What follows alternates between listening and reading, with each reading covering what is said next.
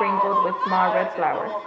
Her hair hung down her back in long brown braids, and a red ribbon bow tied their ends together. There was a red ribbon around the crown of her hat too. Mary's dress was gray, with sprays of blue flowers.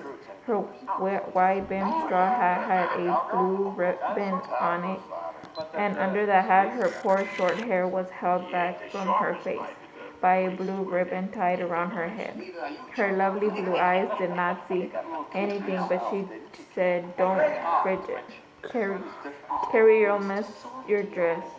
Lauren craned to look to Carrie, staring behind Mary. Wow, that's crazy, huh? Yeah. Carrie was small and thin and pink clad with pink ribbons on her brown braids of her hat. She flushed miserably because Mary found fault with her, and Lauren was going to say, "You come over by me, Carrie and Bridget, all you want to." Just as Mary's face lightened up with joy, she said, "Ma, Lauren's Bridget's too. I can tell she is without seeing, so she is Mary," Ma said, and Mary smiled in satisfaction. Okay, so wait. We need to know who's Mary, who's Carrie. Let's take a look. Okay. Remember, Laura has a brown. This brown cocoa sprinkle. This is the one. Red ribbon. This is the red ribbon. Yes. So Mary is the one. The cocoa sprays with blue flowers. See? Yeah. Or and remember, I don't know who it is. Yes. This is Mary. Yes. Okay.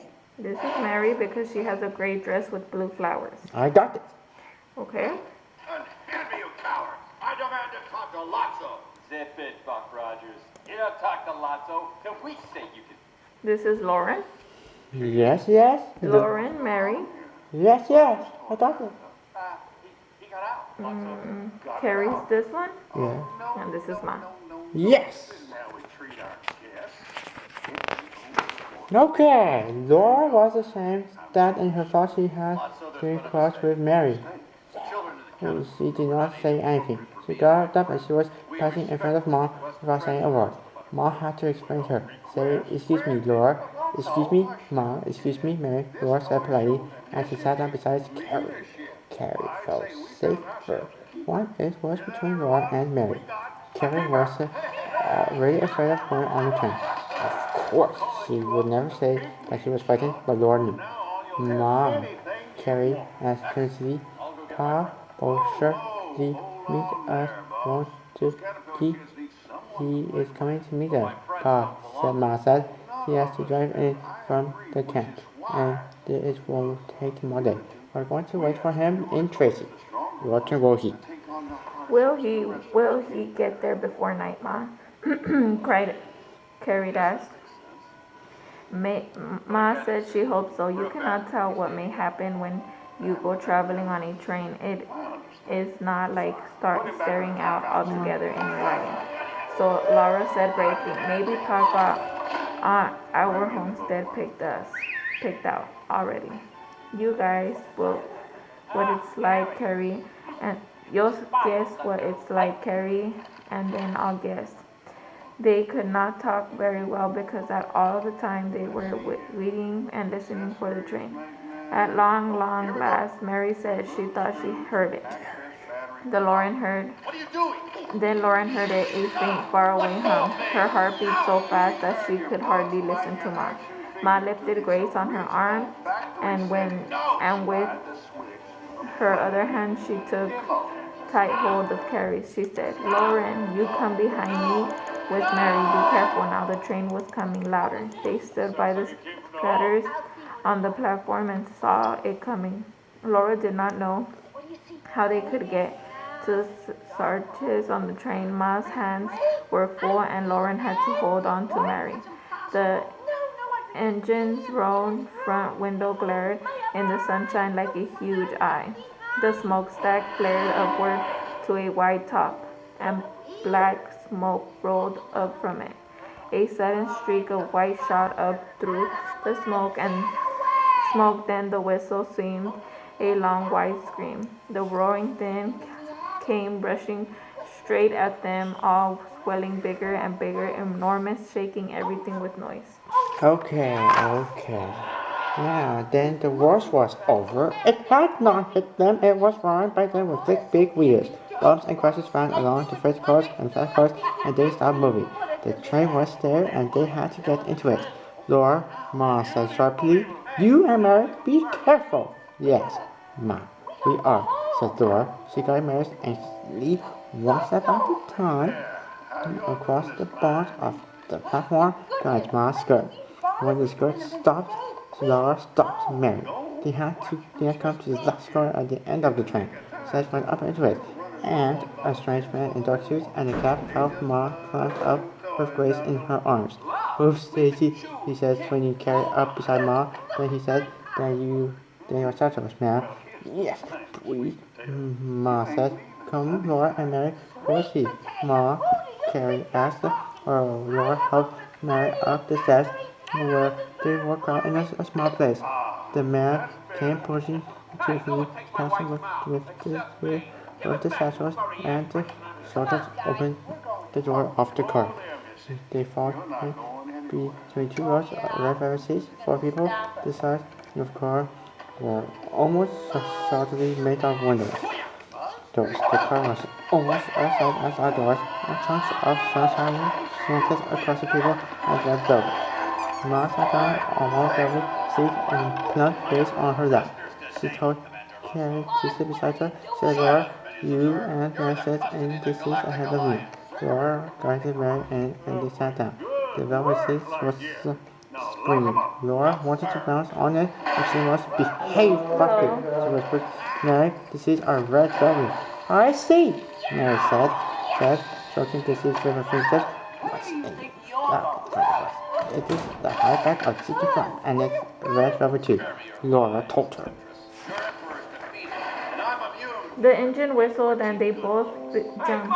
The train was getting ready to go. Lauren knelt up in the seat to see Ma. Ma looked calm and so pretty in her dark dress with its white lace collar and the sweet tiny white flowers on her hat. What is it, Lauren asked. "Who was that man?"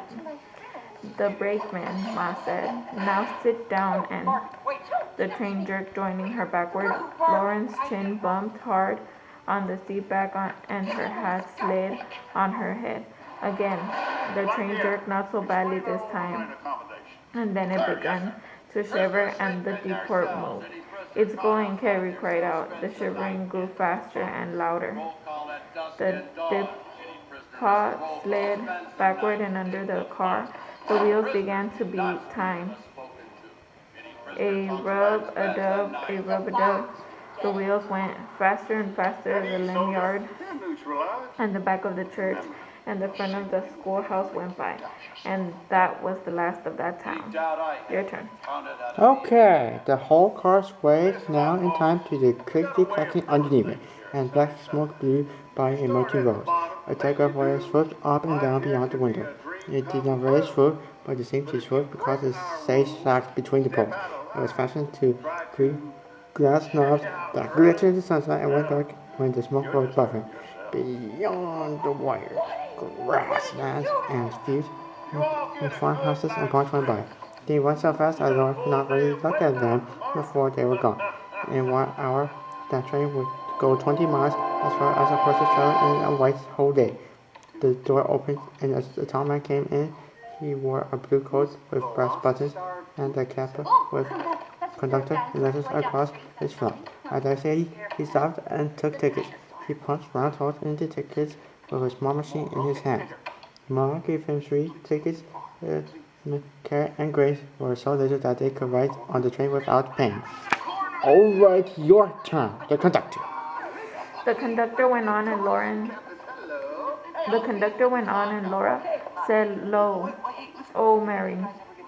So many shiny brass buttons on his coat, and it says "conductor" right across the front of his cap.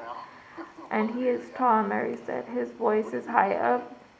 Laura tried to tell how fast the telegraph poles were going by, she said. The wire swags down between them and swoops up again, and she counted them. 1, oop, 2, oop, 3. That's how fast they're going. I can tell it's fast.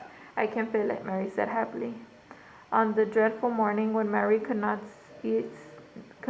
see even sunshine full in her eyes, Pa had, she said that Laura must see for her. He had said, your two eyes are quick enough, and your tongue if you will use them for Mary. And Laura had promised. So she tried to be eyes for Mary, and it was seldom that Mary need ask her, see out loud for me, Laura, please. Both sides of the car are windows close together, Laura said now.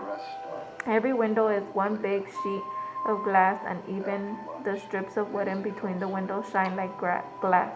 They are so polished. Yes, I see.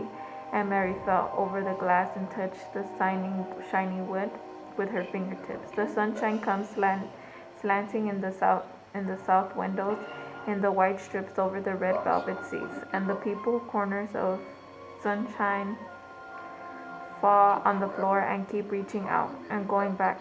Up and above the windows, the shiny wood curves inform the walls on both sides, and all along the middle of the ceiling there's higher place. It has little walls for tiny long low windows, and you can see blue sky outside them. But outside the big windows on both sides, the country is going by. The stumble fields are yellow, and haystacks are by the barns, and little trees in yellow and red in clumps around the house. All of us couldn't see. Okay, now I will see the people. Laura went on murmuring. In front of us is a head with a bald spot on top of the side whiskers. He is reading a newspaper. He doesn't look out of the windows at all. Farther ahead are two young men with their hats on. They are holding a big white map and looking at it and talking about it. I guess they are going to look for a homestead too. Their hands are rough and calloused, and so they are good workers. And farther ahead there's a woman with a black hair and Mary, the brightest red velvet hat with pink roses.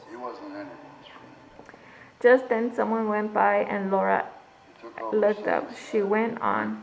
A thin man with bristly eyebrows and long mustache and Adam's apple just went by. He can't walk straight. The train's going so fast. I wonder what... Oh, Mary. He's turning a little handle on the wall at the end of the car, and water's coming out. The water's pouring right into a tin cup. Now he's drinking it. His Adam's apple boops. He's filling the cup again. He just turns the handle and the water comes right out. How do you suppose it? Mary, he set the cup on a little shelf. Now he's coming back.